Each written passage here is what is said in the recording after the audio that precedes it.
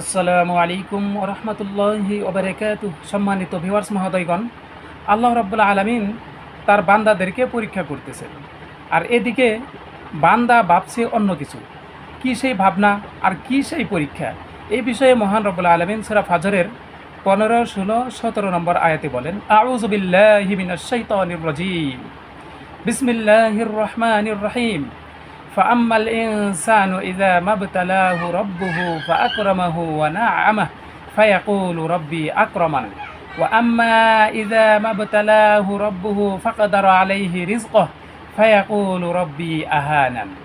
অর্থাৎ কিছু মানুষ এমন যে যখন মহান রব্বুল আলামিন তাকে পরীক্ষা করার জন্য তার সম্মান বৃদ্ধি করে দেন এবং তাকে অনুগ্রহ দান করেন, তখন সেই বান্দা বলে যে আল্লাহ রাব্বুল আলামিন আমাকে সম্মানিত করেছেন, আল্লাহ রাব্বুল আলামিন আমার প্রতি খুশি হয়েছেন, এই জন্যে আল্লাহ রাব্বুল আলামিন আমাকে এত কিছু দিয়েছেন।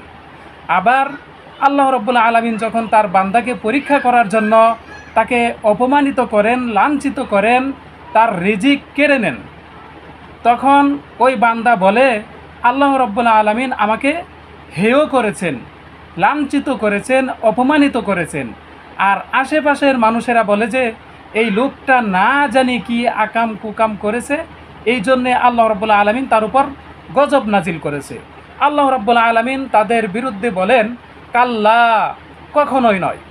তোমরা যা ধারণা করেছ সম্পূর্ণ ধারণা ভিত্তিহীন এবং মিথ্যা ধারণা, তোমরা অমূলক ধারণা করেছ। অতএব এই পার্থিব জীবনে শান্তি অশান্তি, অর্থ সম্পদ বৃদ্ধি হওয়া, অর্থ সম্পদ কমে যাওয়া আল্লাহ রাব্বুল আলামিনের সন্তুষ্টি আর অসন্তুষ্টির উপর নির্ভর করে না। আল্লাহ রাব্বুল আলামিন মানুষকে পরীক্ষা করার জন্য ধন সম্পদ দিয়ে থাকেন।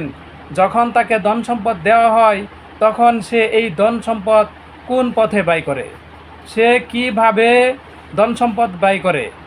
আর আবার আল্লাহ রাব্বুল আলামিন কিছু মানুষের কাছ থেকে ধন সম্পদ কেড়ে নিয়ে তাকে পরীক্ষা করে থাকেন, যে এই অভাবের সময়, এই বিপদের সময় সে আল্লাহ রাব্বুল আলামিনের প্রতি কেমন ধারণা রাখে, সুধারণা রাখে কিনা, সে ধৈর্য ধারণ করে কিনা।